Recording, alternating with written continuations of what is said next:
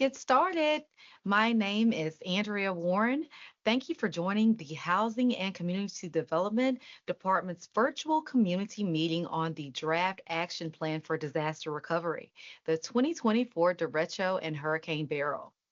The agenda for today's meeting includes director's opening remarks, presentation, public hearing, question and answer segment, and closing remarks. If you need a Spanish translator for this meeting, call in audio only at 936-755-1521, and the user ID is 716-289-504#. Or to join us on Microsoft Teams, please use the link https://bit.ly/dr2024-ph25s. If you have any questions that you would like to have addressed during the question and answer segment, please type them in the chat. We will start with opening remarks from Director Nichols. Then I will take you through the presentation. Then Alan Issa will join us to moderate the public hearing segment of this meeting, where you can provide your comments. This will be followed by the question and answer segment with Director Nichols. Now I would like to introduce the Housing and Community Development Department Director, Mike Nichols. Director Nichols? Good afternoon, Andrea. Good afternoon, everyone who has joined us today. I'm excited about the number of people who've joined us. This is our second of 3 meetings for the public, and it's very important that you're here and that you participate. We are listening closely, and not only our department, but the entire city administration. As Andre said, I'm the City of Houston Housing Community Development Director, and my name is Mike Nichols, and I'm thrilled to have you join us for our second of 3 virtual meetings. Your voice plays an important role in shaping the future of Houston's recovery and resilience efforts. Our mission at HCD is to make investments that serve Houstonians' housing and community needs and builds a more equitable city by creating safe, resilient homes and vibrant and healthy communities where residents can thrive. Today, we'll be walking through our draft action plan for disaster recovery in response to the 2024 Derecho and Hurricane Beryl, and we truly appreciate your time and input for this vital process. I'm now going to move to slide 5. As we begin, it's important to understand the context behind this plan. The 2024 Derecho and Hurricane Beryl revealed and intensified existing challenges in the city's disaster preparedness and response systems. Through our assessment, we identified several critical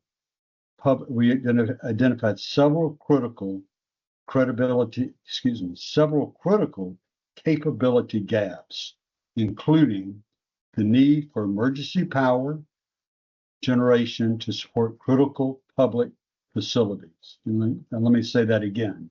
The need for emergency power generation to support critical public facilities. Secondly, we need to strengthen disaster response and public safety operations. Third, we need to improve pre-disaster vegetation management.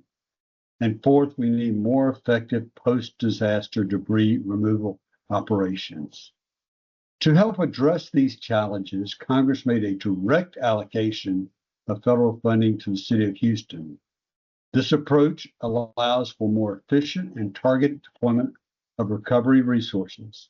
And our draft action plan outlines how we intend to use this funding to strengthen our preparedness and build long-term resilience across our community. Slide 6. Our allocation considerations. When recovery needs exceeds funding available, as they often do, and they certainly do in this situation, determining how to allocate limited resources becomes a difficult yet necessary fact. In addition to community input and damage assessment, several factors have guided our decision-making.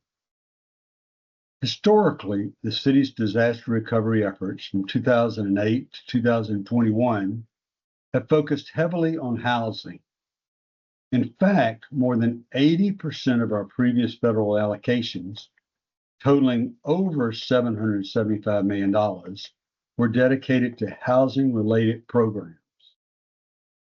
While housing remains a top priority for the city administration and for the city overall and for our department, one key lesson from recent events is that we cannot overlook the city's own capacity to respond and recover effectively. Without investments in our infrastructure and disaster operations, the entire city and every resident remains at risk. Our approach today reflects a broader and more balanced view that considers both direct community needs, systemic improvements that benefit the city as a whole. Next slide, please. Slide 7. Further, as you look at this plan, it's important to know how housing fits into our overall look. Housing continues to be a foundation element in our long-term recovery strategy. Over the next 5 years, we expect to receive nearly $106 million from our regular federal funding streams, including annual CDBG and home allocations, and all of those will support housing initiatives. In addition, we are proud to partner with the Houston Housing Authority to help secure a $50 million Choice Neighborhood Grant, and this funding will support the redevelopment of CUNY homes and drive investments in the surrounding third world community in housing. From past disaster recovery allocations, nearly $20 million from Harvey Disaster Recovery 2017 funding will soon launch the next round of our home buyer assistance program. This $20 million from the 2017 Harvey funding will go to individuals who lived here during Harvey and who are looking to purchase new homes and need assistance in their down payments. Further, in the next 30 days, more than $40 million from Disaster Relief 21, that's the Winter Storm Uri disaster, from that funding will support our upcoming home repair and reimbursement programs. Both of these are focused on helping Houstonians remain safe and stable in their homes. Again, in the next 30 to 60 days, about $60 million from 2 early disasters will go into helping people either move into new homes or for repair and reimbursement from Winter Storm Uri.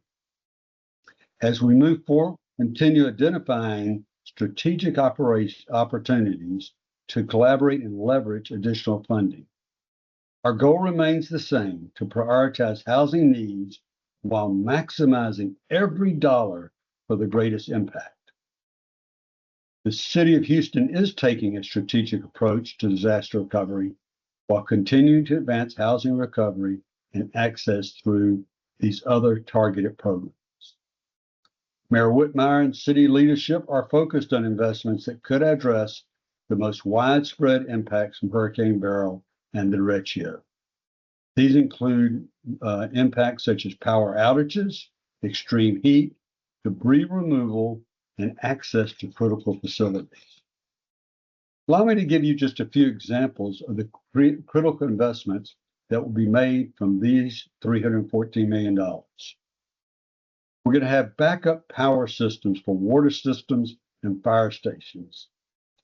When we lost power to our water systems, our lift stations, our fire stations, it puts the whole city at risk. And we saw that impact throughout the Winter Storm Uri, Hurricane Beryl, and the Derecho. We're going to upgrade multi-service centers so people have a safe space to shelter. And again, we need that not only during federal disasters, but even in the times like the most recent winter storm where we sheltered more than 1,300 people in multi-service centers. We need to improve emergency preparedness and mitigation improvements. We need public services, and we're putting $41 million into public services for homelessness. As you know, people experiencing homelessness are our most vulnerable population. They're the ones who die more rapidly during these disasters, and we need to put them in housing and help them move off the streets. These infrastructure projects will help shield residents from future disaster impacts. Federal dollars are often most restrictive to spend. Prioritizing these funds like we've done ensures that we tackle high needs areas with the greatest flexibility. Again, from 2028 to 2021, the city prioritized housing and disaster, investing more than $75 million in housing, with over 80% of all the dollars spent to housing. We are still in the draft planning, and I want to make sure we understand that. The City of Houston Housing and Community Development Department will be hosting one final meeting opportunity after today on June 17th, and that's in the evening from 5:30 to 7:30. And again, welcome all residents, agencies, and community stakeholders. I'll now turn this back to Andrea, and we will go through our other slides, and I'll be back to hear your comments and to answer questions.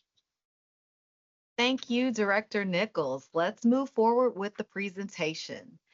In 2024, Houston experienced two major disasters that significantly impacted our communities. These events tested our systems, our infrastructure, and our communities, but they also strengthened our commitment to resilience and recovery.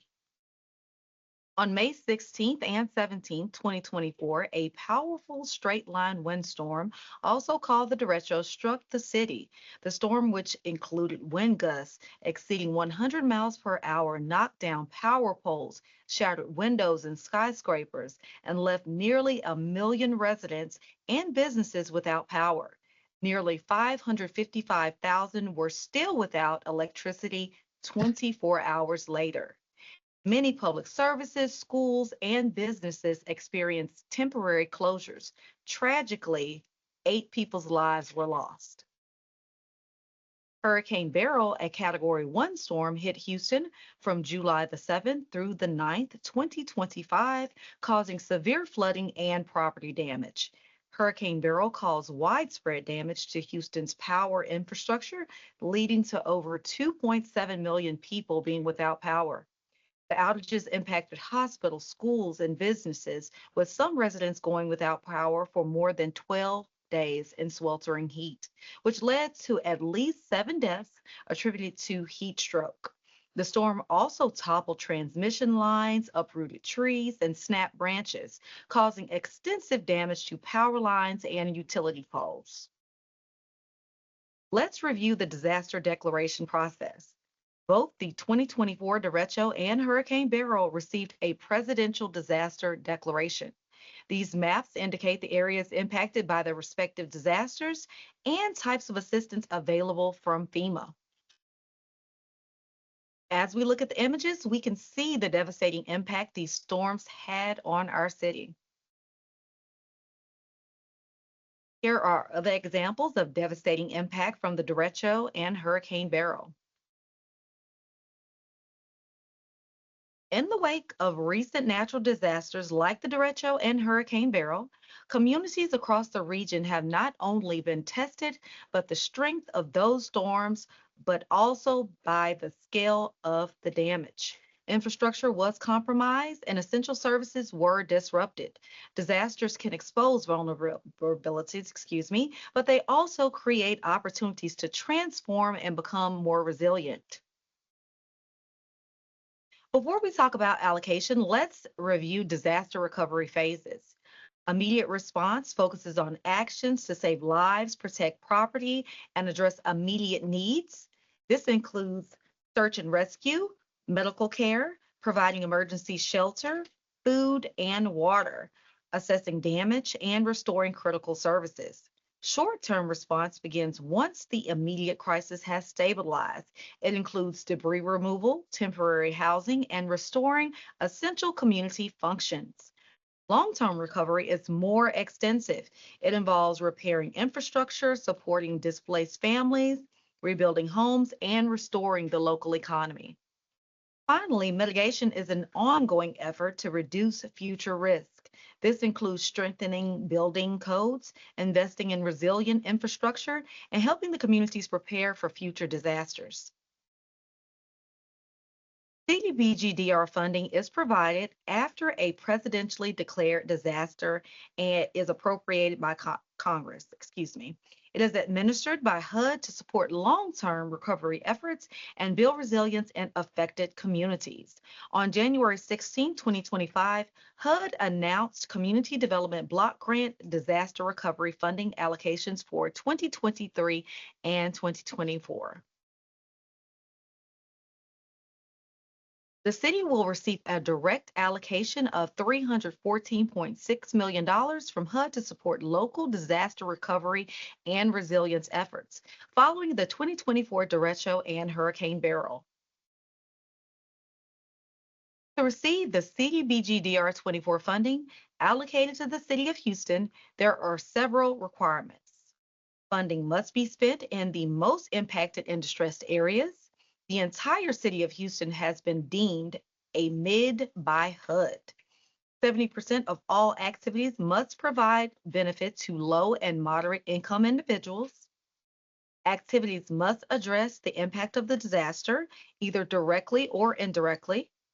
HUD also refers to this requirement as tieback, where all activities except for mitigation must tie back to the impacts from the Derecho and Hurricane Beryl. Finally, activities must be eligible under CDBG. Eligible activities include planning, administration, infrastructure, public services, economic revitalization, and mitigation. Let's talk about application requirements. To access CDBG-DR funding, HUD requires grantees like the City of Houston to follow a prescribed application process. This ensures that recovery plans are comprehensive, transparent, and aligned with federal guidelines. HUD also sets strict timelines for submission of the action plan and related documents, which guide how quickly the city can begin implementing recovery programs and projects. Key milestone and deadline dates associated with the application process is as followed. Universal notice was issued on January 8, 2025, providing new guidance on the application development and submission process for disaster recovery funding. Federal Register was issued on January 16, 2025, which provided details about the city's allocation for disaster recovery funding for the 2024 disasters. The city submitted a request for extension on March 6, 2025, which was approved on the same day. HUD was in the process of further revising guidance that would impact the application process and the action plan for disaster recovery content. The city wanted to ensure there was access to all available resources and sought an additional time as a result. A revised universal notice memo was issued on March 19, 2025. This changed various elements of the application process, timeline, and action plan requirements. The city received HUD technical assistance from local field recovery office and HUD disaster recovery staff on March 24th and 25th, 2025. A proposed budget was presented at the City of Houston Budget and Fiscal Affairs Committee meeting on June 3rd, 2025. As required, the city's application for disaster recovery funding must have City Council approval prior to the submission to HUD. This item is anticipated to be presented to the City Council on June the 25th, 2025. The current HUD submission deadline, according to the extension the city received on March 6th, is July the 20th, 2025. Once the action plan is submitted to HUD, HUD will have 45 days to review and approve it, or by September 3rd, 2025. Let's move on to the action plan for disaster recovery. The dates are also a part of the CDBG-DR grant process and follows that allows for 3 key phases. Phase 1 includes the development of the action plan for disaster recovery. The City of Houston received an extension and must submit the action plan for disaster recovery by July 20th, 2025.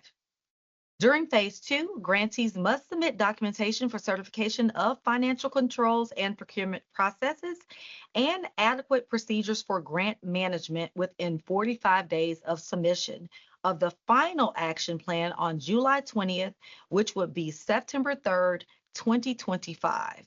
During Phase 3, grantees must create and finalize policies and procedures depending on the program type at 1 year or 18 months from the applicability date, January 21st, 2026, unless an extension is granted. Now let's discuss the required components of the action plan itself. There is the executive summary, unmet needs assessment, mitigation needs assessment, the grantee's proposed use of funds and detailed grant budget showing how resources will be allocated, information on distribution of funds and specific program details, general information about the City of Houston's recovery efforts. The citizen participation plan is included and outlines how the public is involved through engagement, comments, public hearings, and how citizen complaints are handled.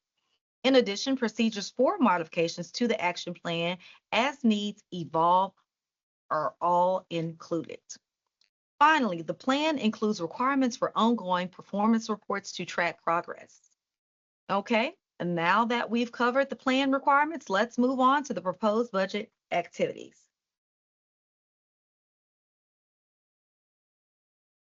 Before we take a look at the proposed budget, it is important to note that HUD has a threshold of requirements that must be considered. For CDBG-DR grants, no more than 5% of the total allocation can be budgeted towards administration. 15% of the total allocation can be budgeted towards planning.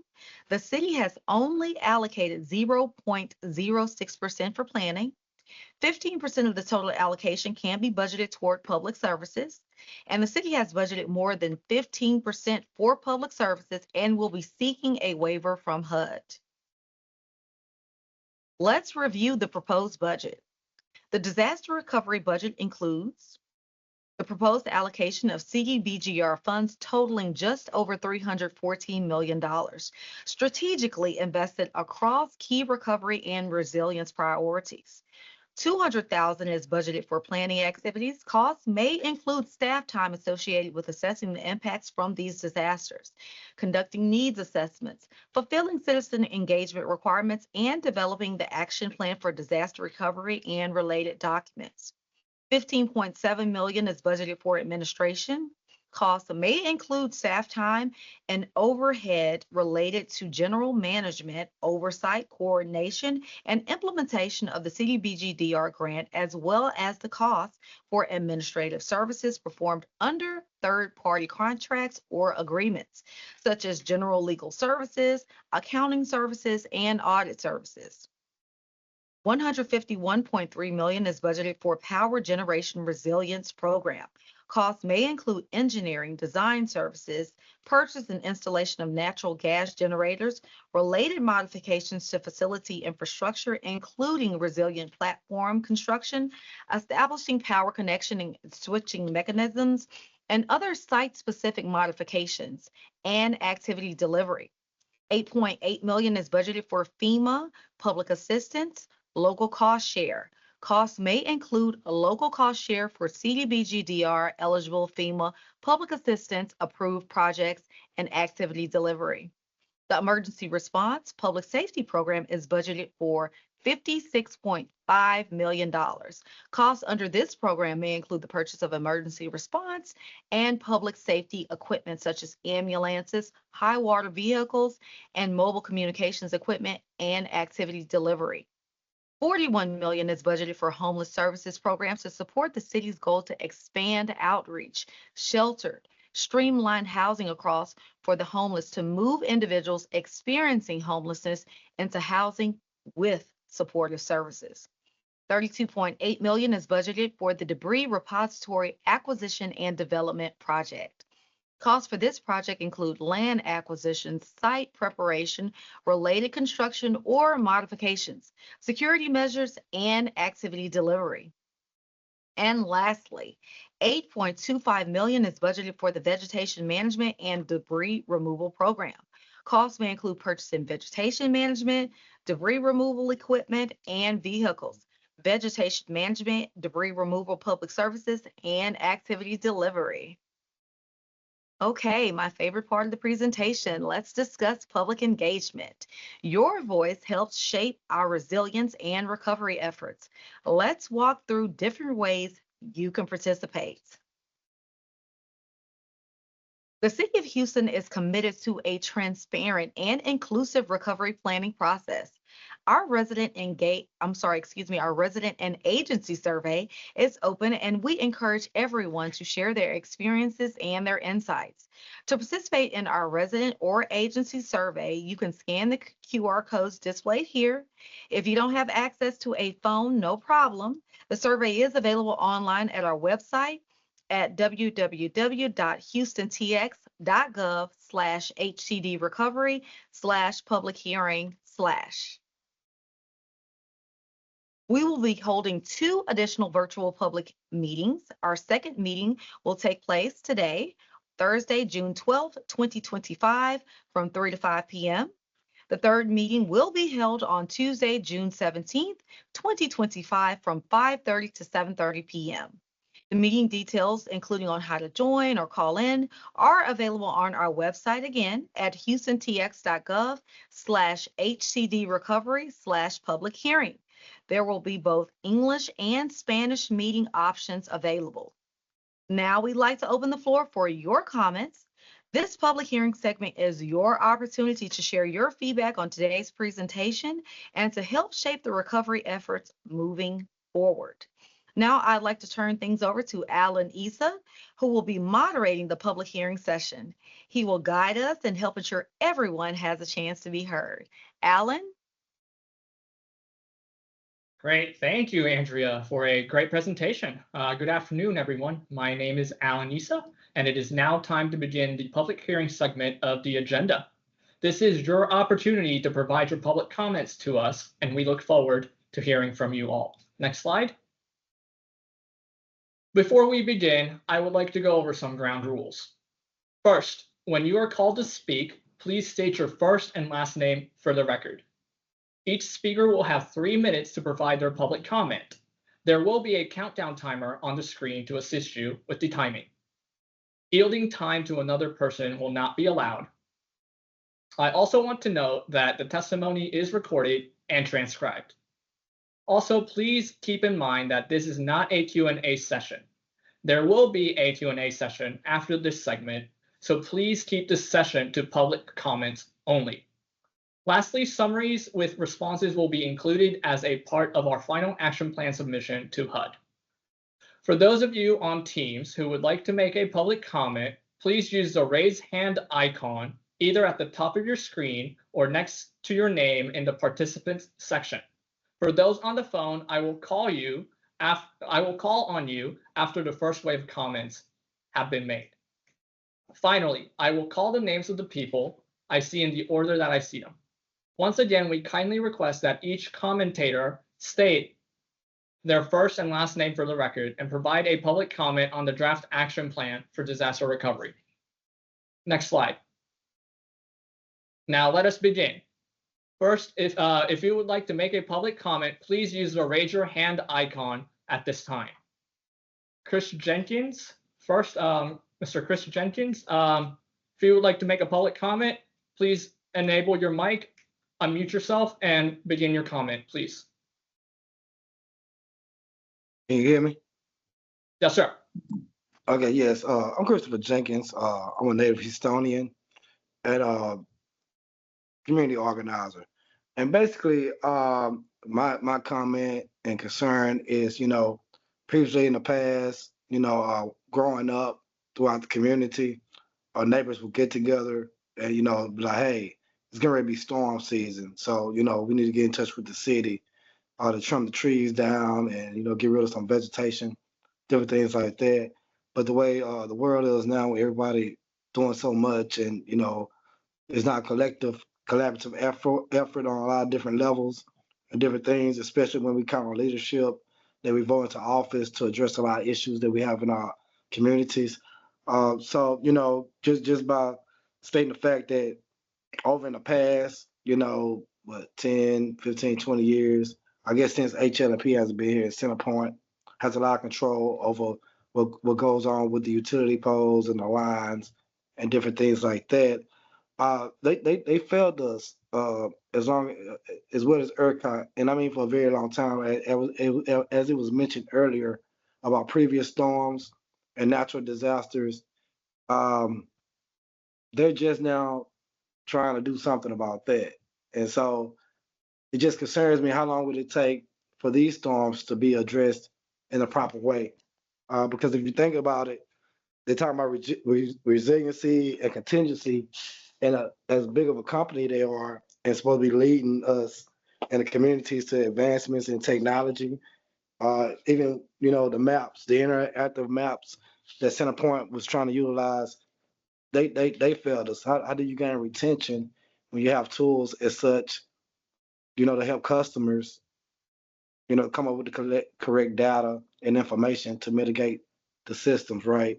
And so in the process since then, I noticed that, they say it's resiliency. Centerpoint has been replacing poles, but what about the other utility poles, like for internet companies, cell phone companies, telephone companies? If those poles fall apart and they're not connected to the poles with Centerpoint, then who's going to be responsible for that? Is it going to be us again? Is it just going to be another situation we have to deal with down lines that haven't been addressed? Because that's been one of my main concerns with Centerpoint, saying, hey, we have resiliency.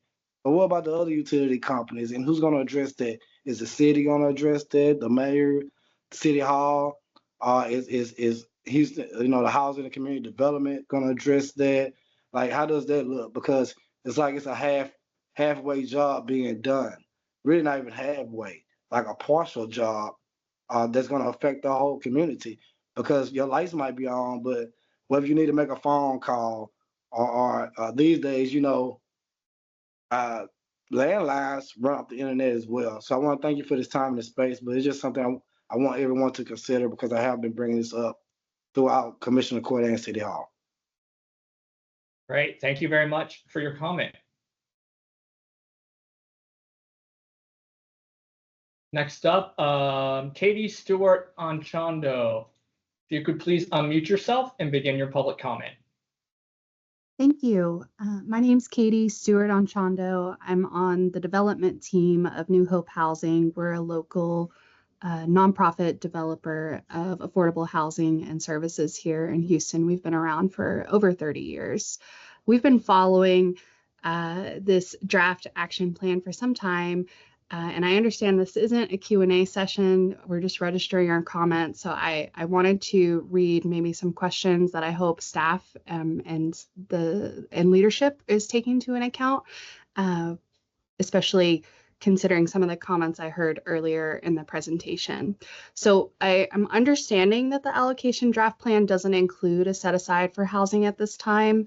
In part, it sounds because the city it intends to invest a little over $100 million in housing via the CDBG and home programs over the next 5 years. However, we've been following the president's latest budget proposal, which seeks to eliminate those programs. So I'm just wondering if the city has a contingency plan for that shortfall in the event that those programs are actually eliminated. My next question is or comment is related to the waiver. I saw that the city is allocating over twice as much as what the guidelines indicate might be appropriate for public services. So I guess I'm wondering how likely it would be to get such a waiver. And I think I heard someone say it was a waiver from HUD. So I'm also wondering, given their staff cuts, what the lead time is on those waivers and if that has the ability to impact the draft plan in its current form. That's all I have today. Please feel free to reach out to me if you want further clarification on my comments. My email address is Katie, Katie, at newhopehousing.com. Thanks so much for the opportunity. Right. Thank you very much for your comment. Next up, Mehdi Race. If you can please unmute yourself and begin your public comment. Yeah, hi. Thanks for having me and setting up this forum for us to speak. My name is Mehdi Rais. I'm the Vice President of the Neartown Association, a super neighborhood that represents about 17 civic associations in the Montrose area. I'm a resident and a parent in the Montrose area, so very familiar with the area and the issues that we see. So when Houston has really big problems like blackouts, heat waves, freezing weather, or floods, people really need a safe place to go, to cool down, to warm up, to get help, and even to vote. So that's where the West Gray Multi-Service Center comes in. This multi-service center is right in central Houston, easy to reach for thousands of people who live here. Roughly about 30 to 40,000 people live in the area. They work, they go to school nearby. We have 6 HISD schools in the area. It also serves downtown, Montrose, Midtown, and the 4th Ward. So it's some of Houston's most dense, walkable neighborhoods. I was happy to hear you want to achieve the most benefit for the most people. This service center seems to align with that, in that we do have some of the highest density areas in the city. So what purpose does this serve, this multi-service center? During power outages or during dangerous weather, the West Gray Multi-Service Center becomes a heating and cooling center. Families with small kids, the elderly, and people who don't have homes depend on it to survive extreme weather. It helps people with special needs. This multi-service center is unlike all others in the city. Our fully adaptive community, they use this critically for activities, to hang out, and to basically have a place to go when they don't have any other place. It's one of a kind in the country. So in a disaster, the safe space is a familiar space for them to go. It's a critical voting location. The West Gray Multi-Service Center has the most votes in Harris County. In 2024, we had about 1.5 million people vote. Tens of thousands came through the West Gray Multi-Service Center. And then finally, it helps groups throughout the area. So I'm a member of the North Montrose Civic Association. We have meetings there. The super neighborhood will have events there. Parents of schools use the playgrounds there. Seniors, the unhoused. There's so many different people that use this place. So today and now, the West Gray Multi-Service Center has a 40-year-old HVAC system. It hasn't been upgraded in years. Restrooms are in need of serious repairs. It isn't fully accessible for our adaptive community.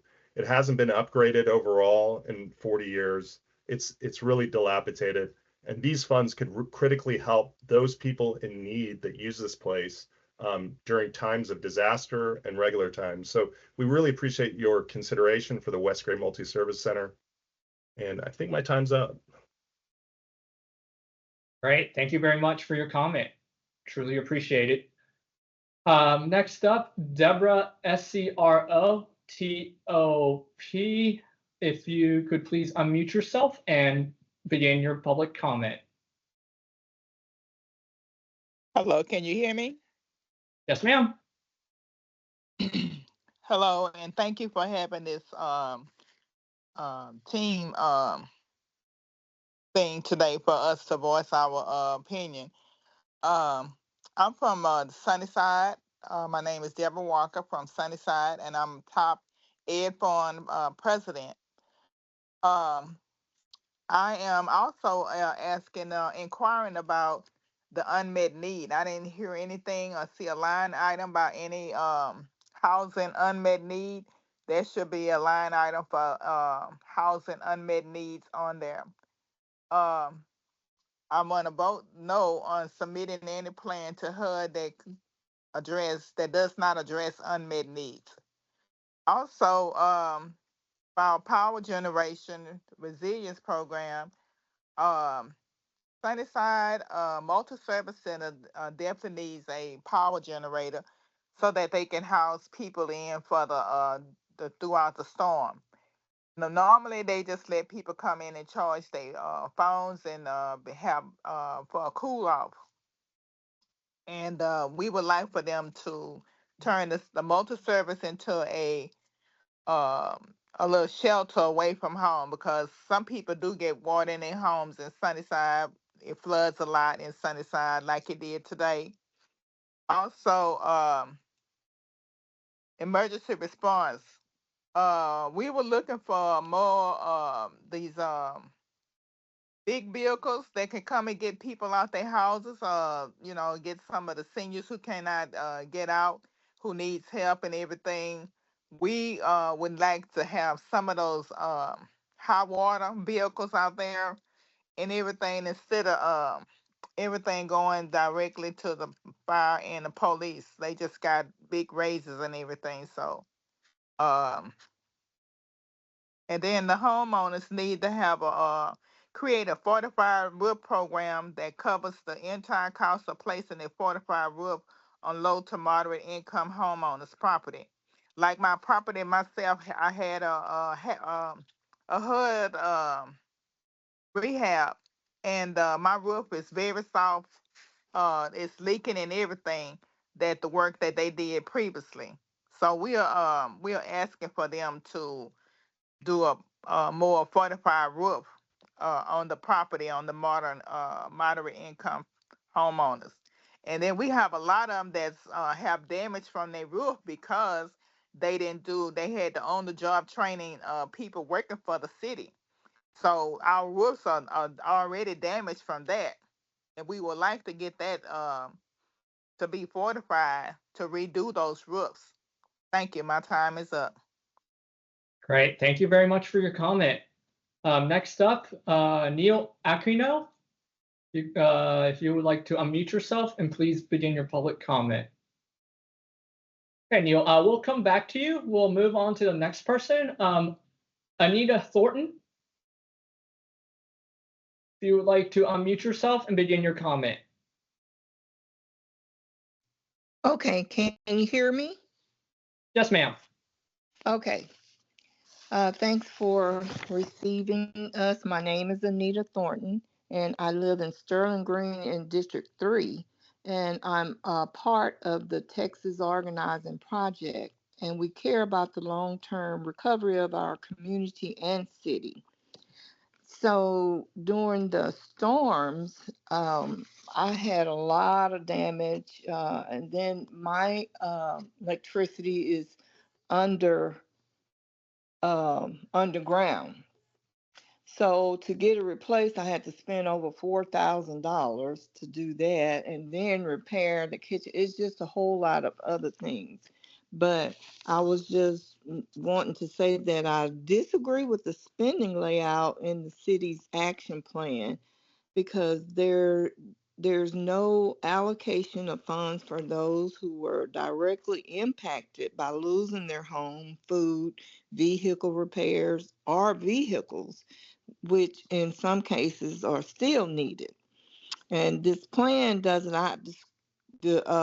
not address these issues. People are still suffering from previous storms, not even knowing what to expect from this year, and still need home improvements and secure wiring poles, and they having to come out of pocket. And so they're still suffering, and this plan is doing little to relieve that suffering or support. So I believe the city of Houston should use the CDBG DR 24 funding towards people still suffering, trying to pay off debts made because of the storms. And I thank you. I think my time is up. And I just thank you and appreciate for this time to speak. Thank you very much. We will try Neil again. If you would like to unmute yourself and begin your public comment. All right, there are other ways to make a public comment. You can email us. We'll provide information later on how to do that. So we will move on to Walford Young. You would like to unmute yourself and begin your public comment. Can you hear me? Yes. Okay. Good afternoon. My name is Wilfred Young. I live in the South Park District, District D. I'm a part of Texas Organizing Project, and we care about the long-term recovery of our community and city. During the 2024 Hurricane Beryl, I lost 15 days without power. I had to replace my refrigerator, missed my chemo appointments, which put me behind in my schedule. My neighbor was nice enough to give me access to use his generator while he was at work. Not to mention, they gave me some kind of energy to keep me cool. Using fans, of course, off and on at night. I went to cooling centers during the day. Now, once the power was back up, half of my house was powered back up. So it took an additional 5 days to get that fixed, which gave me a total of 5 days or 20 days total without lights.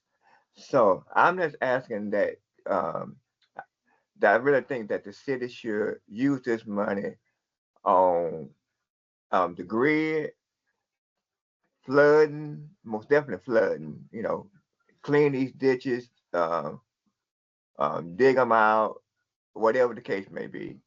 Better housing, build houses, and when you build them, bring them up to code instead of building them and just building them up tacky. I think my time is up. Thank you. Thank you very much for your comment.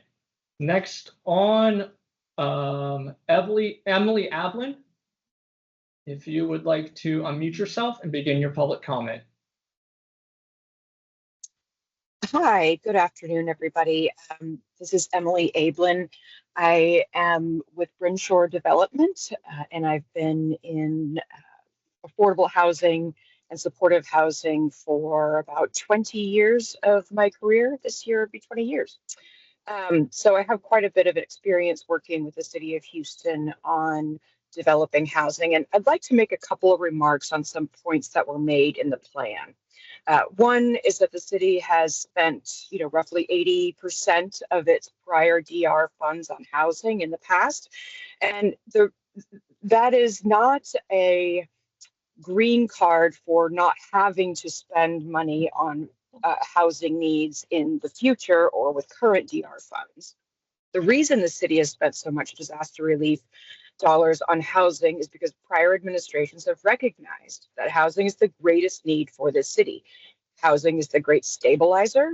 It provides the surest path to resiliency, far more than all of the other elements of this plan combined. Additional ambulances are not going to create additional resiliency for individuals and families.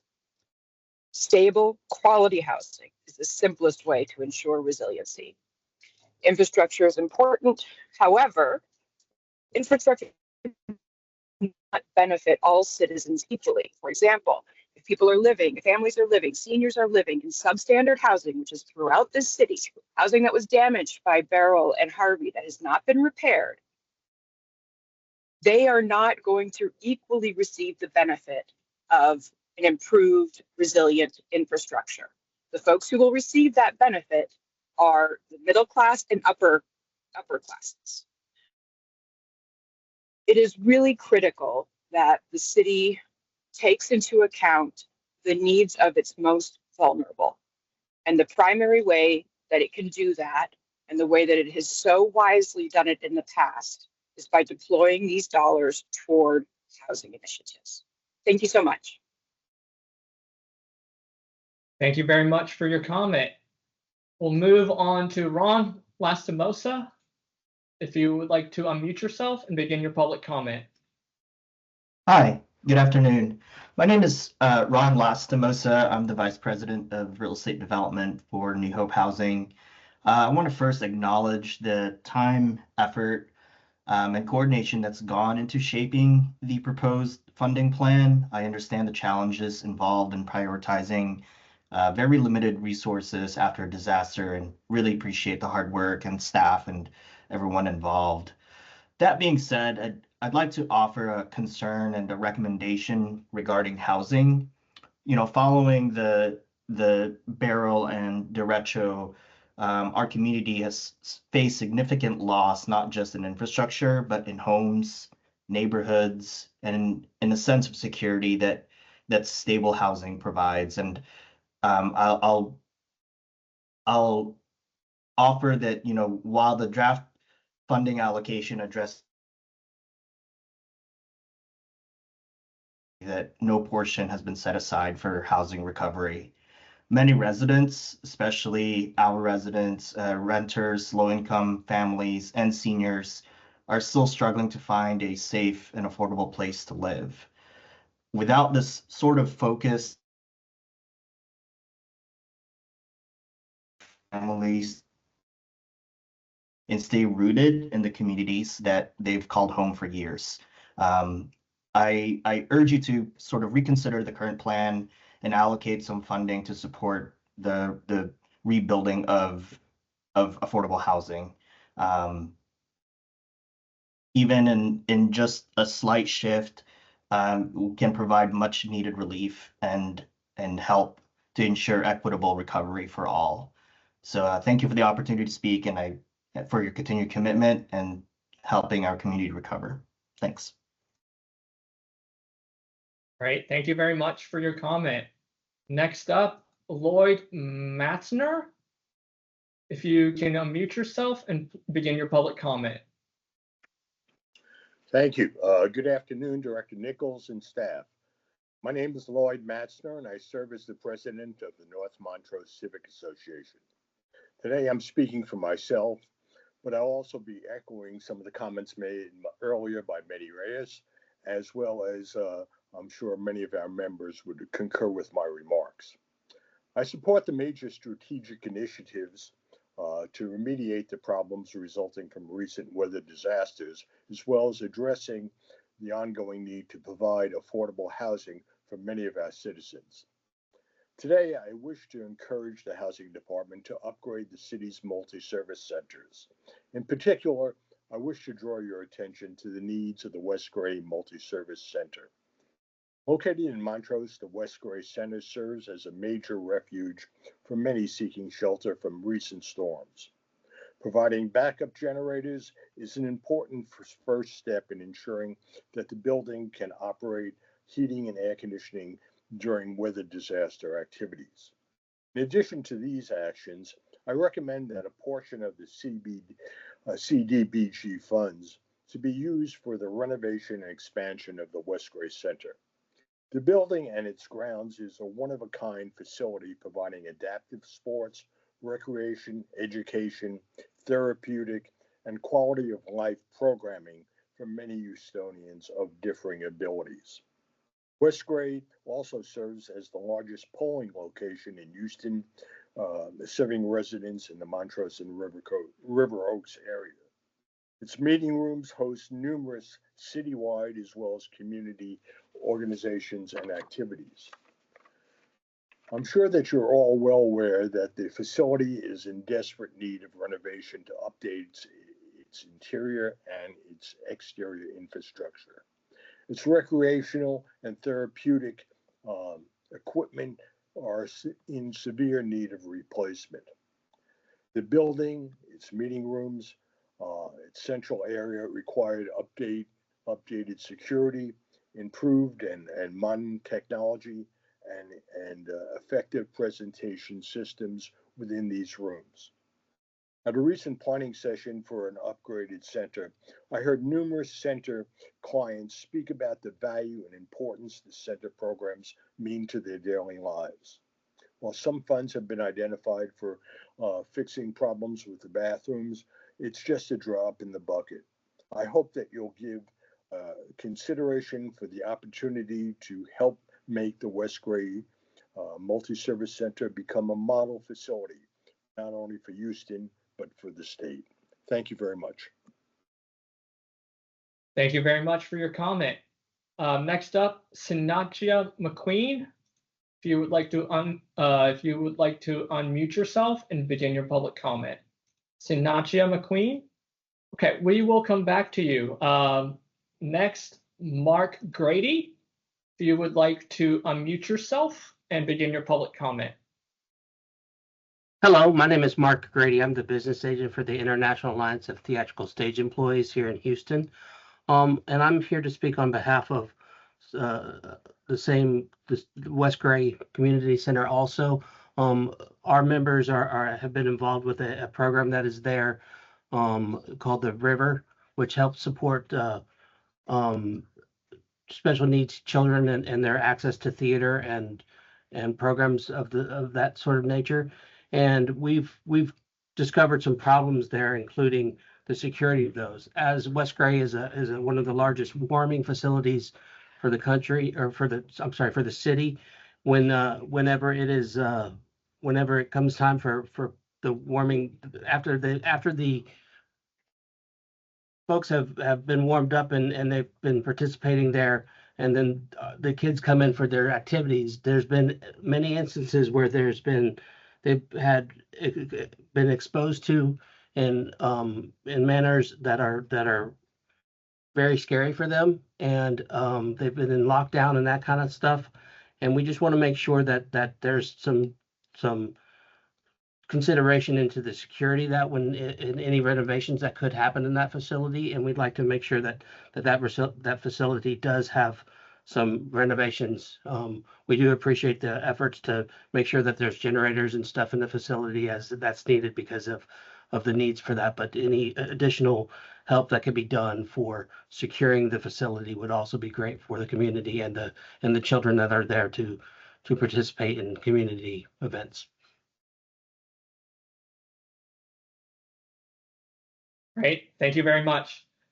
We'll try Neil again, Neil Aquino. If you could unmute yourself and please begin your comment.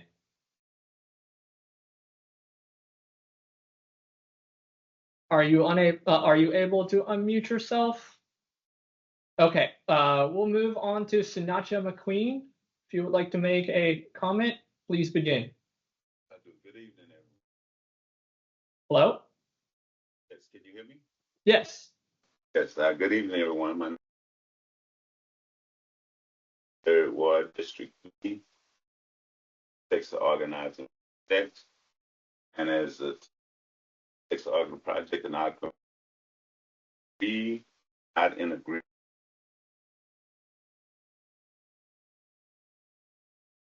We are having a hard time hearing you. If you could maybe speak a little louder or bring your phone closer to you. I'm on my. You hear me now? But now.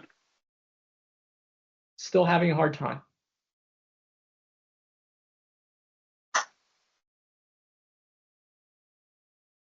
But now. 100. Hear me now? A little bit, yes. What about now? A little better. We proceed. Time is going. Yes. So I myself suffering from power. Mostly my neighbors, out of my neighbors.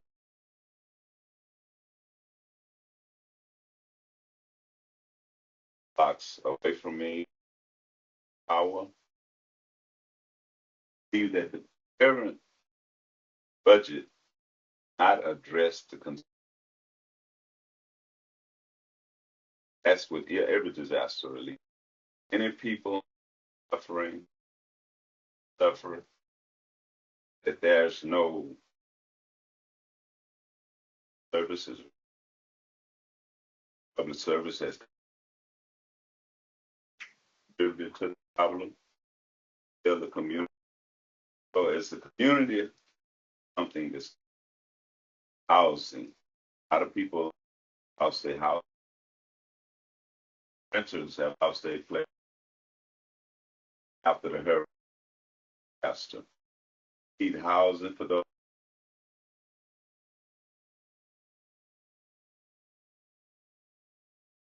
They in the patients. So there's a domino effect to this budget.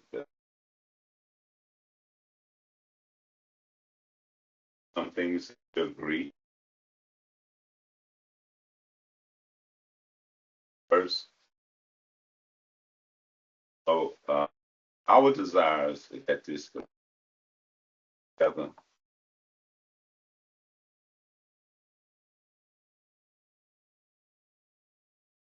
and their children.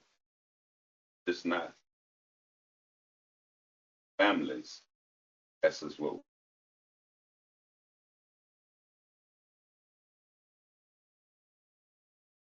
Right. Well, thank you very much for your comment. We had some difficulties hearing you, so if you would also like to make a public comment, written public comment, please feel free to send it via our email or mail it to us. We will provide you the instructions later on.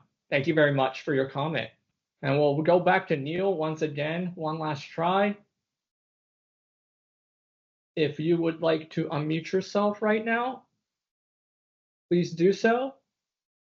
Okay, I will now turn it over to any audio callers who has not made a public comment yet. Please press *6 to unmute yourself to give your comments. Anybody on the phone, *6. All right, seeing none, thank you all for your public comments. We will proceed to the Q&A segment next. Thank you.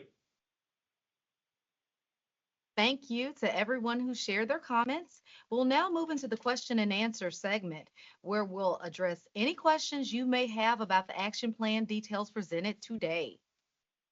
Before we open the floor for questions, let's quickly go over a few ground rules to ensure a smooth, productive question and answer segment. If you have not already done so and would like to ask a question, please type it in the chat. Director Nichols and other members of the HCD team will respond to your questions. If follow-up is needed, we will ask you to send your contact information to hcdplanning@houstontx.gov. I will now turn it over to Director Nichols. Thank you. I look forward to hearing from hearing your questions. And we have a system set up that they're coming in, and then that they will be given to me by our Chief of Staff, Amy Conley. So, Amy, I'll let you move forward with this. Yes, thank you, Mike. We are looking at the chat and have put together all the questions that have been coming in. So the first one that came in was from Gentech, and is asking, how can we help these communities? We provide installation service and maintenance for residential, commercial, and industrial generators. Mike, do you know how to answer that one? I will try. As you know, in our plan, there is a significant amount of money, about over $150 million for generators for our public needs. We have a very specific process of doing that requires a application with a RFP, and that is in process at this time. So that's how people would use these fundings. As far as for individuals, I don't know the company very well, but I know that there are a number of entities that provide support for vulnerable people, elderly people, people who are disabled and living in their homes. And I'm sure if a company would want to do something special for those individuals, there are entities that would be glad to do that. I would, maybe someone would, in our staff would give the address to our resiliency program that may have that opportunity also. Thank you, sir. Yeah, just a note, Mike, for Gentech's question, if they were to go to the city's website, houstontx.gov, and then go to the business link, there is a purchasing division, and purchasing division is where you can register as a city business, and you can also look at all the bids that might be available to bid on. So that's where you would go for that. Okay, the next question comes from Katie Stewart Anchondo, and she says, since these programs have been proposed, and she's talking about CDBG and home, have proposed to be eliminated by the president's latest budget proposal, does the city of Houston have a plan to address the deficits in housing investment locally should those programs be eliminated? We are of course, concerned about the president's plan, and it's just a proposed plan. And I know that many people in Congress think very highly of the CDBG and home program. I know that there are developers and home builders and multifamily builders out there who are interested in protecting those programs. So my thought at this point is we are just in the middle of that process, and I'm sure Congress will have something to say as they move forward. For us in the city, we are always working on alternatives, and of course, losing this federal funding for housing would be quite of concern to us and to our partners like the Houston Housing Authority and to others. Houston is lucky because we have a substantial amount of affordable housing. We, of course, need much more housing for those people who are low income, less than 30%, and we'll continue to work on that. Again, I urge people to discuss this with their local leaders and in Congress and make sure that we all work together to protect these important programs. Thank you, Mike.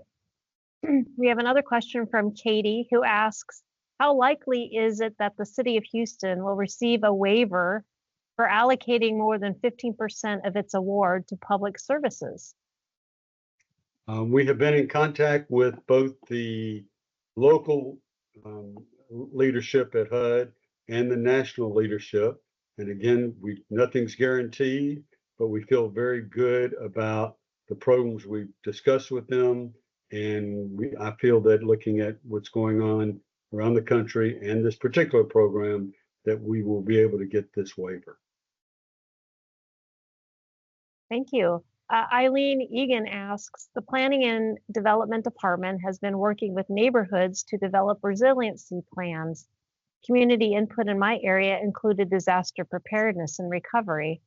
How will these plans be incorporated in this disaster recovery action plan? Amy, I'm sorry, we had a little drop off there. Can you repeat that question? Absolutely. Eileen Egan asks, the Planning and Development Department has been working with neighborhoods to develop resiliency plans. Community input in my area included disaster preparedness and recovery. How will these plans be incorporated in this disaster recovery action plan? I think I'm going to need some help answering that question. Yeah, why don't we have Angela, who's sitting right next to me, Angela Simon, our Assistant Director, answer that question. Hi, everyone. We do have, it's prescribed by HUD, we have to take a really good look at our hazard mitigation plan, and that drives a lot of the mitigation needs assessment component of the plan. But where the local plans can come into play is more at the implementation phase of some of these programs within the city and the coordination between the various departments and local organizations. So the planning department will definitely need to participate so they can advocate on behalf of the needs within those plans. Thank you. Great. Okay. So next question comes from Anna Jackson, and Anna's got a pretty long question, but some of it is commentary. So I'm just going to ask the question. Given that the president's proposed budget eliminates or significantly reduces these programs, and she's talking about home and CDBG, does the city have a contingency plan to address housing recovery if that funding is cut? That's very similar to the previous question. Again, it was just, the budget is just a proposal, and I'm sure both the House and the Senate would be interested in putting their ideas in. And from what we've heard and see, there's a great deal of support for home and CDBG dollars. They're very effectively used, and they're very effectively used in Houston. We are hoping that we will continue to build relationships with the HUD leadership. As you know, the secretary is a Texan, and we have good communications with him. And so the hope is that dollars will continue to flow into Houston, and we'll be able to continue our efforts on disaster recovery and on home construction. It's a very important part of our success. Thank you, Mike. So Bethany Fields is asking, would it be possible to provide more detail on how public service funds will be used to address homelessness in Houston? Absolutely. I can give a broad detail at this point because, like every plan, it needs to continue to develop.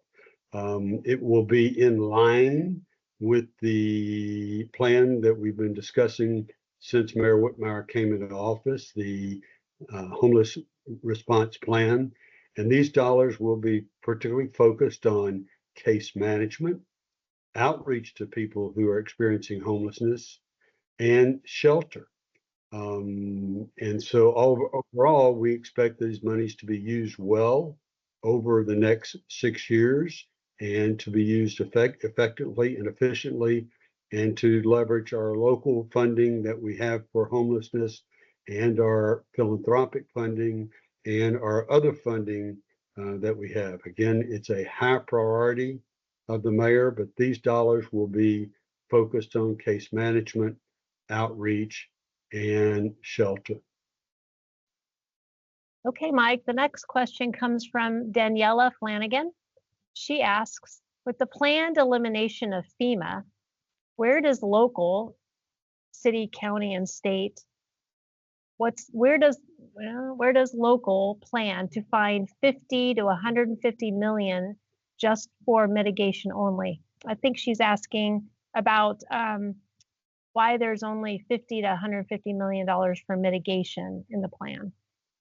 You know, it's again, let me see if I can help walk through this. FEMA is established as direct federal program for the urgent aftermath of a disaster. So when the disaster happened, like Beryl and the Derecho, FEMA did come into Houston and help homes do the small things so people could live there. So people could live. Excuse me 1 minute.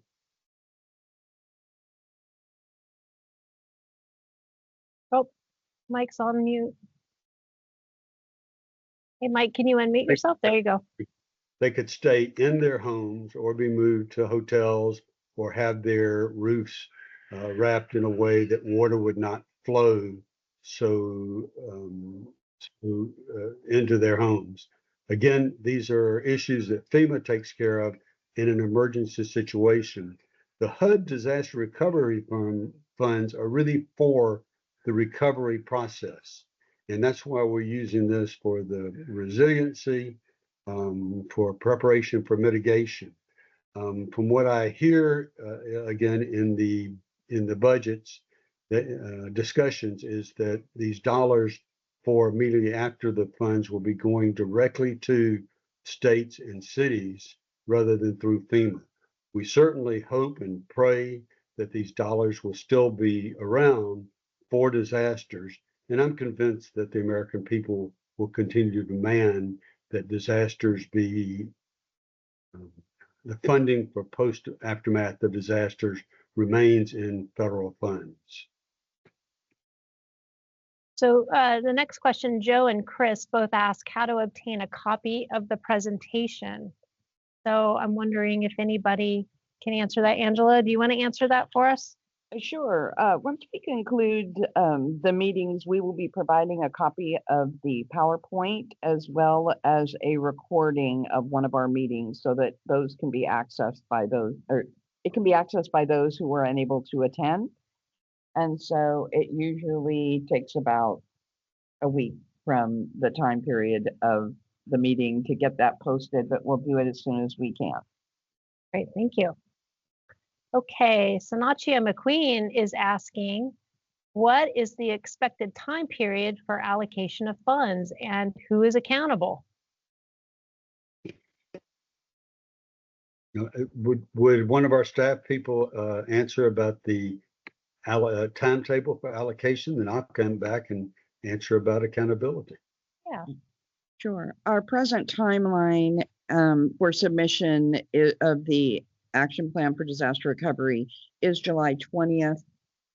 HUD has 45 days to review and approve the plan. And if there are no areas that need to be addressed, hopefully that will go through in that time frame.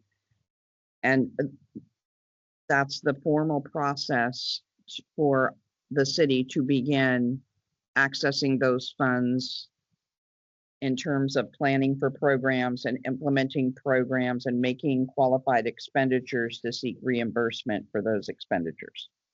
So we hope over the next 6 months, we will be working toward we will have an approved action plan and we'll be working toward implementation of planned programs. One of the reasons this plan was developed is so we could move much more quickly than in past years and spend money on these urgent needs. And again, there's been as you've heard on this phone call and others, there is a lot of questions about the focus on housing repair and housing dollars. Again, the thought was that this plan really can get done more quickly than normal. I think it's important that the public understands that even though there's a $314 million plan, no dollars flow directly to the city until the following is done. That the city meets all of the federal guidelines that is required to meet as the money is spent. 2, that the city chooses contractors to do the work under federal guidelines. 3, that the work is actually done. 4, that the city has fully paid for the work. And that is the point that it is reimbursed to be done. This is a very complicated system. There should be easier systems, but this is very, very complicated. And one of the things we hope under this program that we can spend the dollars more quickly on these urgent items rather than waiting. To give you a disappointing story, you heard earlier that we are spending $40 million on repair and reconstruction of homes hurt by the winter storm Uri. That was February of 2021. We are in past 2025. That is not very quick. I do not put the blame on that on the city of Houston. We have moved as quickly as possible as long as we've met all the federal guidelines. And this is what's happened under these programs. We're lucky now that the money's been allocated. Congress has allocated the money, so now we can move very quickly under this program. But again, that's one of the reasons we've chosen these areas of focus is to move the money more quickly into the city of Houston and for the residents of the city of Houston. Okay, thank you. Curtis Davis asks, please provide the logic for not including housing in the plan. Again, what we're here for today is to take comments, to listen, to make a decision on this draft plan. my personal logic was I wanted to take care of those most urgent needs, one. Two, I wanted to look because of the impact of this particular storm, different from maybe Winter Storm Uri or Harvey. I thought we had an opportunity to spend dollars on resilience and programs that would help us in future storms. Uh, Third, we wanted to, as I said, move dollars more quickly than we had in the past. But the biggest reason was, for me personally and our team, is we looked at where we were in our expenditures. In the next 30 to 60 days, more than, let me make sure I get it, more than $59 million will be put out into the community for 40 million for home repairs and reconstructions from the Winter Storm Uri, 19 million for down payment assistance for those individuals who were here during Hurricane Harvey. Sometimes what happens when you put all the money out together, it's not as effective. And so we made the decision at this point to use these dollars not for direct housing, but for the long-term resilience for the city of Houston. Again, this is a plan. We're going to take the comments that have been made, and you've heard a lot of comments about housing. We'll take that back to the mayor, back to city council, and we will have a final plan that we will then present to HUD. Thank you, Mike. Chris Jenkins asks next, what lessons have been learned and what adjustments have been made since GLO, FEMA, and HUD have been ineffective and inefficient for our communities in terms of programs and funding for the people within the community? I can name a couple of those things. One is we were very pleased, and I will give the mayor administration this and working with this. We were very pleased that HUD sent this money directly to Houston as opposed to going through the state of Texas, and that was very exciting. And so I think it said a lot because of the work that the Whitmire administration had done with both with President Biden's administration and with the current president's administration. So I was so pleased that we didn't have to go through the second loop of the state of Texas and the GLO. So that's going to mean that things are going to be much more effective going through, so you don't have to go through two bureaucracies. I'm hoping in the future, and when we speak to HUD, we say this all the time, that please give these dollars to Houston because they will be effectively used and efficiently utilized. So I think that's one of the things we've learned. The other is we want to make sure that we're protected. You've heard comments about the multi-service centers. They definitely need generators in place in case of storms like the Winter Storm Uri or like the Winter Storm this year, or heating when the power doesn't come on. So that's why there's so many dollars into this. You've heard requests for high water vehicles. That's important. One of the things we learned during Beryl and Derecho is we don't have enough ambulances available. In the middle of that, we had 29. We were able to get 29 additional ambulances from the state of Texas. We need more ambulances. Third, we had a big problem with debris.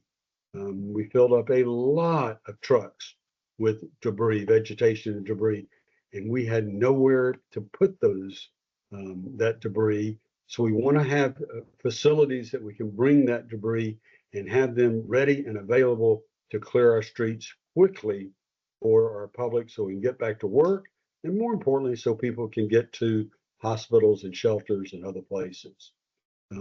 Finally, you cannot just depend on CenterPoint to handle trees around around the power lines. The city needs to make sure that we can protect our streets, our paths, our bike paths, our parks. And so we need a vegetation management program. Those are things that we learn from these disasters and how we're going to make this better under this disaster and future disasters. Yes, Colton Burton asks the next question. Can some of this money be allocated specifically for residential homeowners that wish to have a standby generator installed but don't have the funds for it? There is nothing in this plan for that.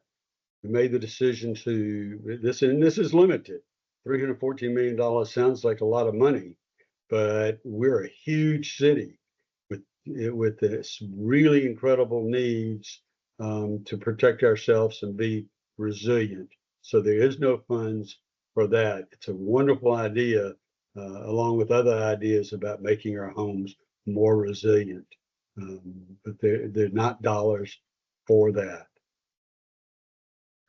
Katie Anchondo asks, what actions will City of Houston take to assist families and individuals still homeless, unhoused, or living in unsafe conditions as a result of these storms?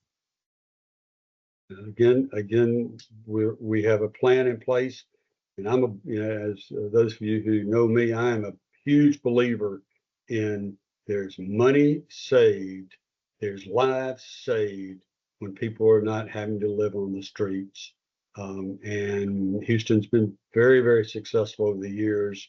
About 30,000 people who have experiences homelessness have been placed in permanent supportive housing. That's something we believe in, we'll continue to work on. We are not happy with the numbers that are sleeping outside at this point, and these dollars will go to improve those lives and have them out of harm's way during bad weather, heat waves, etc. It's a high priority for all of us in the city, led by Mayor Whitmire, to end street homelessness. So this is, I think, a courageous thing to do, is to put this many dollars into the end homeless program. I might like to make sure, Amy, before you go on, there was a question about accountability. And I think it's important to recognize that these dollars must be spent efficiently and effectively, or we do not get those dollars reimbursed by HUD. Secondly, as you know, in watching Mayor Whitmire and his administration, efficient and effective spending is of ultimate importance. And our recent Ernst & Young study on efficiency and how to make sure that we're spending dollars well is being implemented. And we are very committed at HCD to fight waste and abuse. And so we make sure that we have the best contractors around. And if they are not doing a good job, we bar them from future programs. David Espinoza asks a question. What amount exactly can be dedicated from CDBG-DR to housing? Are you asking the maximum amount available? No, he's just asking what amount exactly can be dedicated. It's preceded with some comments about concern about lack of clear language for repairing housing, and many people who have roof damage that are still present and can't afford to fix it. So I'll ask the question back to my team who've seen this before.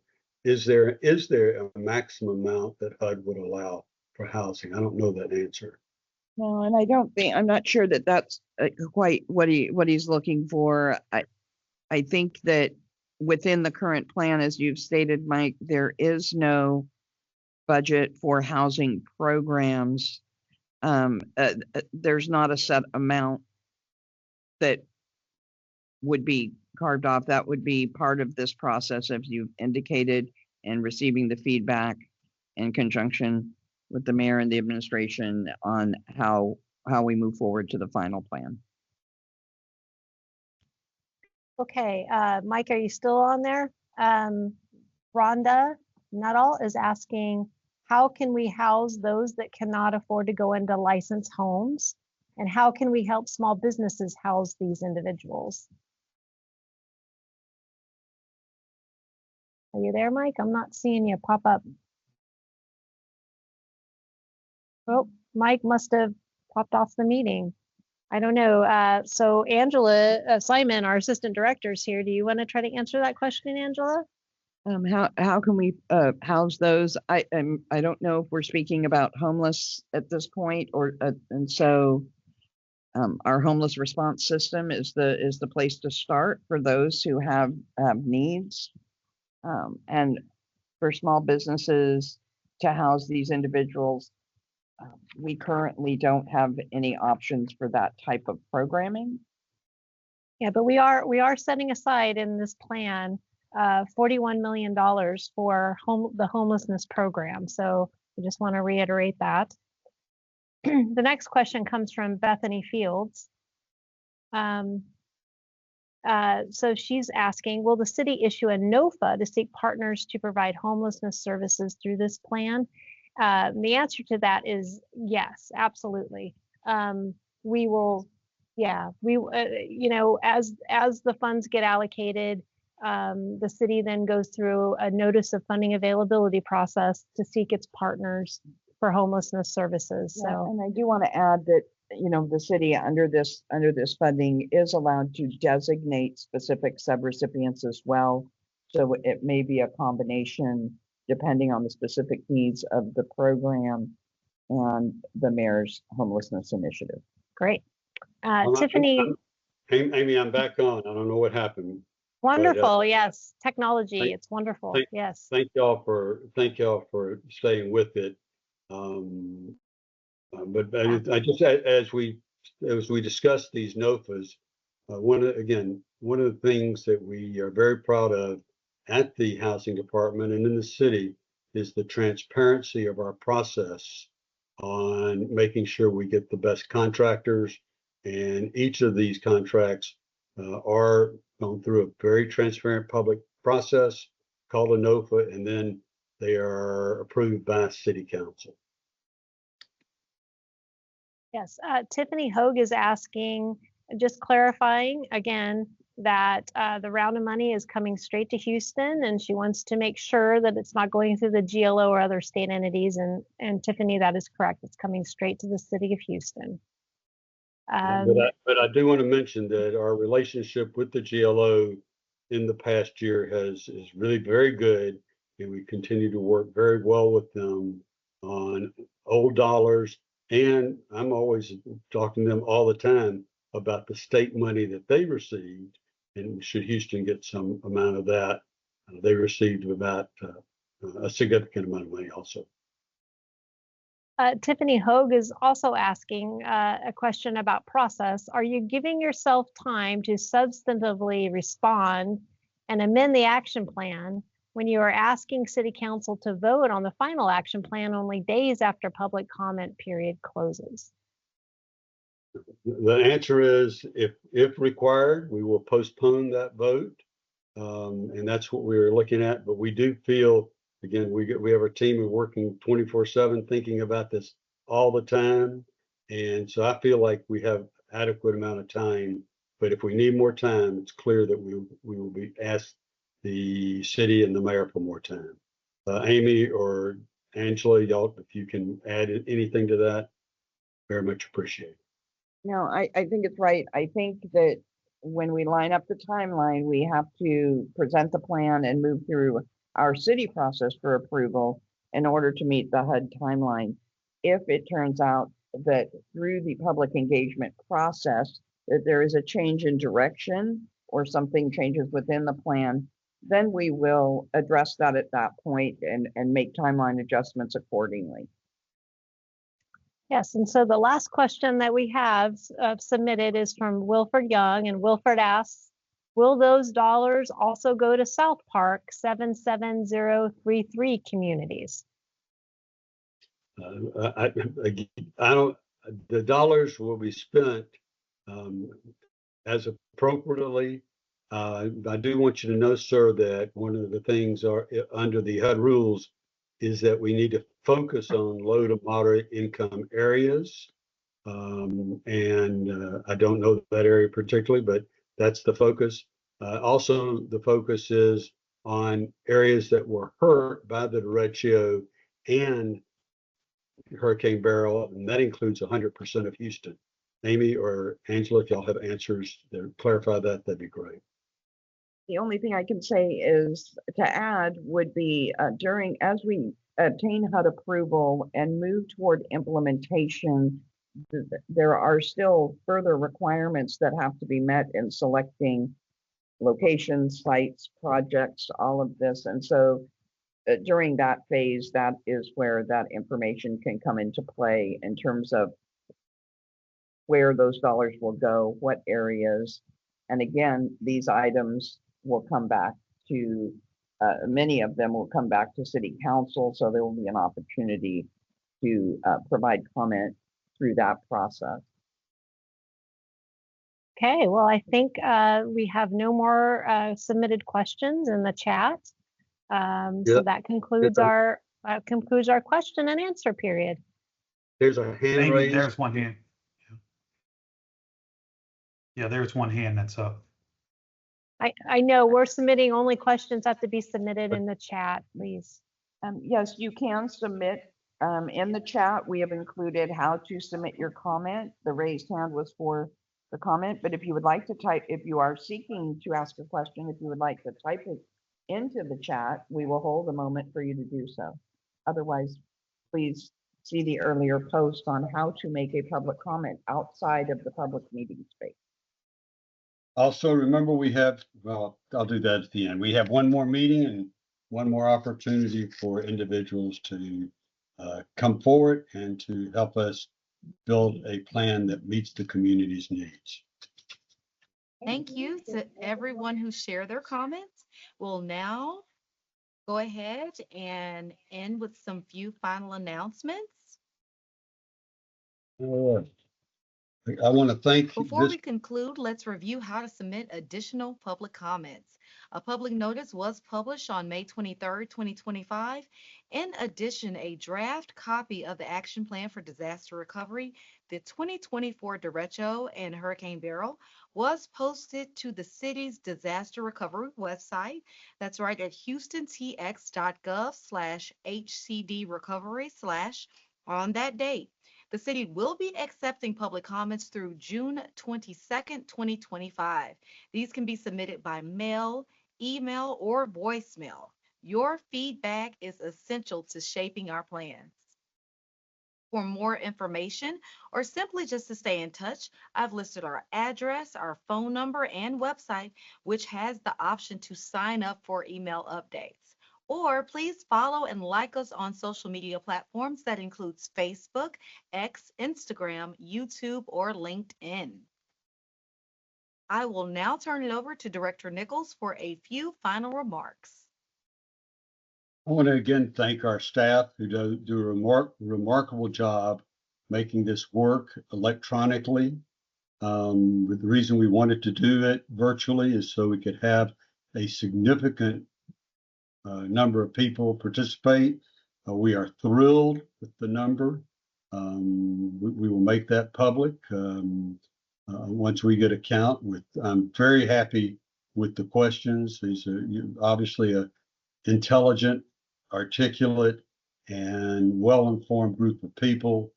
In the world that we're living in, it seems like government is so far away. I'm proud of the Housing and Community Development Department. I'm proud of the City of Houston for reaching out to people and really working diligently to hear them. Your voices are heard. After the first meeting, I discussed that with the mayor and his full team. I will discuss this after the second meeting and the third meeting. So we're excited to do that. Of interest to those of you, there is a Quality of Life and Housing Committee meeting that is also public and on the station that carries the City Hall business and that is on Monday afternoon at 2 o'clock, and that will be of interest to all of you. As I mentioned before, I just want to say that we are focused on housing, we're focused on resilience, we're focused on having a strong city in the event of future disasters. We're very excited about the plans that are coming forward immediately, that will deploy in the next 30 to 60 days, the $40 million committed to support homeowners impacted by the 2021 Winter Storm Uri through repairs, rehabilitation, and reimbursement options. The Harvey Homeowner Assistance Program 2.0, the next phase of Hurricane Harvey homebuyer assistance, which will deploy approximately $19 million to help Houstonians impacted by Hurricane Harvey achieve homeownership. Both programs will be launching in the next 30 to 60 days. Thank you for being here. Thank you for participating fully in city government. And I will say that the Mayor Whitmire and his administration are listening carefully, and we will continue to listen and make thoughtful changes where appropriate. Again, that's all I have. If anybody on my team, again, I want to thank our team at the Housing Department for working diligently and making this a very successful meeting. We look forward to seeing everybody Tuesday night at 5 o'clock, excuse me, at 5:30. If we could put that slide up, if you don't mind, when that next meeting is, we'll go that direction. May not be able to go backwards. There it is. There it is. Mike, the meeting's at 5:30. Keep going. 5:30. That's fine. And so we look forward to seeing you. There it is. We look forward to seeing you, or please send your notes to in through our system. I'm now going to turn it over to Andrea to just go through the details of that again.